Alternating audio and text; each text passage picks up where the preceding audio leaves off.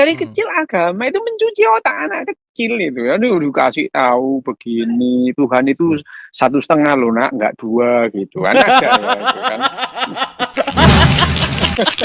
Saya sangat menghargai orang-orang seperti Cais itu ya. Banyaklah seperti Cais ini di Indonesia ya, yang dengan sudut pandang agamanya dia terus kemudian mengkritik atau bahkan mencoba memukul balik yang namanya terorisme.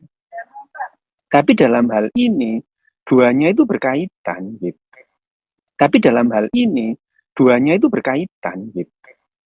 Tapi dalam hal ini duanya itu berkaitan gitu. Tapi dalam hal ini duanya itu berkaitan gitu. Tidak ada agama yang tidak rentan terhadap cuci otak. Orang memang agama dari kecil dicuci otaknya kok gitu. Dari kecil gitu ya. Dari kecil agama itu mencuci otak anak kecil itu. Aduh, dikasih tahu begini, Tuhan itu 1,5 loh nak, nggak 2 gitu. Kan ada ya itu kan. Dan by the way nggak pernah ditawarin juga ya dok ya waktu lahir mau jadi apa nggak pernah ya. Enggak loh, anak itu juga nggak pernah nanya Tuhan itu ada berapa itu. Orang tuanya yang ngasih tahu Tuhan ini nak jumlahnya 1,5, nggak kurang dan nggak lebih gitu ya itu. Itu dicuci otaknya. Ada yang oh Tuhan tuh jumlahnya adalah 1,9, nggak kurang dan nggak lebih. Kalau lebih dari itu aneh, kalau kurang dari itu juga nggak mungkin gitu. Itu kan cuci otak namanya gitu ya. Terus kemudian makanya yang namanya filsafat itu adalah kebalikan dari agama. Kalau filsafat itu adalah mempertanyakan hal-hal yang tidak ada jawabannya. Kalau agama itu menjawab hal-hal yang nggak ada pertanyaannya. Wah, nggak orang nggak pernah nanya, dikasih tahu gitu ya. Itu pada dasarnya anak kecil dicuci otaknya dengan yang namanya keyakinan, apapun lah keyakinannya itu ya itu. Jadi kalau pertanyaannya bagaimana supaya kita tidak bisa di brainwash, jawabannya ya hilangkan dulu itu kamu mencuci otak anak kecil dengan segala macam keyakinanmu gitu. Kalau itu dilakukan baru kita ngomong boleh bisa. Tapi orang kita itu dasar negara kita itu harus berkeyakinan ya. Kalau nggak yakin gimana? Jadi artinya tidak ada satu keyakinan pun yang tidak rentan terhadap cuci otak gitu ya. Cuci otak yang dilakukan melalui dogma-dogma agama. Bagaimana sahabat-sahabat pemerhati channel Warta Kabar Baik? Bagaimana komentar Anda? Ya, saya tunggu komentar-komentar Anda di kolom komentar ya. Kita membahas tentang cuci otak yang dilakukan oleh dogma-dogma agama ya, yang melakukannya manusia ya dalam bentuk dogma-dogma agama. Dalam cuplikan video tadi, Dr. Ryu Hasan membahas tentang terorisme. Hari ini banyak orang mengatakan bahwa ajaran terorisme yang mengatasnamakan agama Islam itu ya, sebagian besar teroris itu kan ngaku-ngaku sebagai Islam ya. Oh, itu bukan ajaran agama ya. Tidak ada agama yang mengajarkan terorisme, enggak ada. Begitu argumen banyak orang.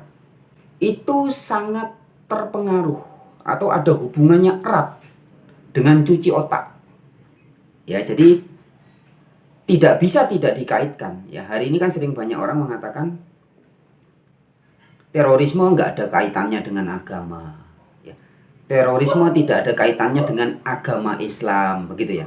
Padahal faktanya teroris itu mengatasnamakan Islam dan bahkan kadang menyitir ya ayat-ayat Al-Quran, ayat-ayat hadis ya. Kalau Anda pernah membaca buku-bukunya Imam Samudra, ya, saya dulu punya beberapa bukunya Imam Samudra ya. Salah satunya yang berjudul Jika Masih Ada Yang Mempertanyakan Jihadku. Ya. Dalam buku itu Imam Samudra, salah satu tokoh terorisme bom Bali dulu ya. Melalui buku itu dia menyajikan landasan dasar-dasar dia melakukan pengeboman di Bali dulu. Yaitu semua alasannya dia didasarkan ayat-ayat Al-Quran dan ayat-ayat hadis. Nah, jadi nampaknya ini benar apa yang disampaikan oleh Ryu Hasan. Terus kemudian mengkritik atau bahkan mencoba memukul balik yang namanya terorisme. Tapi dalam hal ini duanya itu berkaitan gitu. Bahwa itu ada kaitannya erat antara dogma-dogma agama, dalam hal ini ayat-ayat Al-Quran atau ayat-ayat hadis yang diinterpretasikan, yang ditafsirkan oleh orang-orang seperti Imam Samudra dan teman-temannya itu ya, dianggap mendukung jihad mereka, membunuh orang atas nama agama. Nah, dan jangan lupa kita juga ingat ya, pengakuan tegas yang disampaikan oleh Khalid Basalamah berikut ini. Kita simak lagi cuplikan videonya. Subhanallah, semalam ada yang bertanya pada saya di Kalibata City waktu saya ngisi taklim di sana. Ustadz, bagaimana pendapat Ustadz bila ada orang-orang Nasrani yang mengatakan Islam itu diekspansi dengan pertumpahan darah, dengan jihad? Dan bagaimana pendapat Ustadz juga dengan masalah poligami? Mereka menghardik masalah poligami. Itu subhanallah, saya bicara hampir 45 menit mungkin hanya menjawab pertanyaan ini. Waktu itu saya bilang, kalau seandainya ada orang Nasrani, Yahudi, semua orang kafir yang mengatakan kepada Anda Islam dikembangkan, diekspansi dengan pertumpahan darah, katakan iya. Memang iya. Karena banyak orang Islam, subhanallah, kayak orang yang ketakutan kalau dikatakan Islam itu disebarkan dengan pedang. Saya katakan ikhwas sekalian, memang Islam dikembangkan dengan pedang. Jihad itu dikumandangkan memang dari dulu.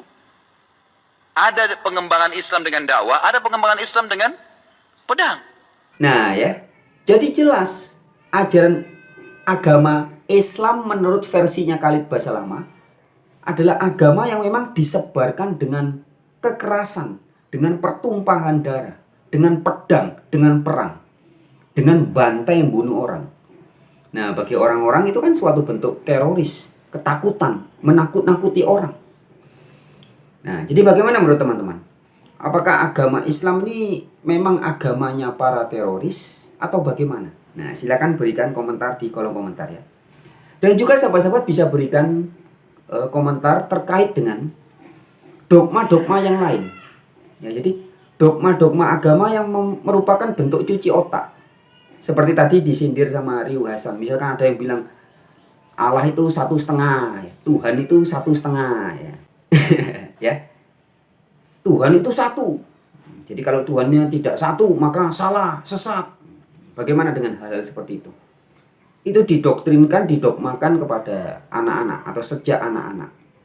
Ya, juga ada yang mengatakan bahwa saya sering sampaikan dalam video-video saya terdahulu, misalkan ada dogma mengatakan kamu akan ketemu Allah atau ketemu Tuhan sesudah mati. Ini kan juga dogma, teman. Hari ini banyak di antara Anda yang sudah menjadi victim atau korban dogma ini, berpikir bahwa Anda akan bisa ketemu Allah, ketemu Tuhan sesudah mati. Kalau Anda berpikir begitu, bahwa Anda akan ketemu, berjumpa dengan Allah sesudah mati, maka Anda adalah korban dari cuci otak oknum-oknum agama itu. Ya. Dan juga salah satu contohnya, doktrin tentang surga setelah kematian, neraka setelah kematian. Ini semua juga adalah bagian dari cuci otak.